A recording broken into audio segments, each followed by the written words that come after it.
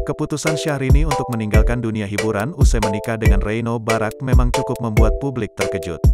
Pasalnya, sudah menjadi rahasia umum jika Inces dikenal sebagai salah satu penyanyi dengan bayaran fantastis di setiap penampilannya.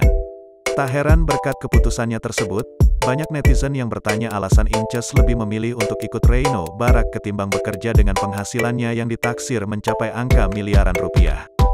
Kini usai tak lagi aktif bekerja, Inces lebih banyak menghabiskan waktunya dengan bepergian ke luar negeri dan liburan dengan suaminya tersebut.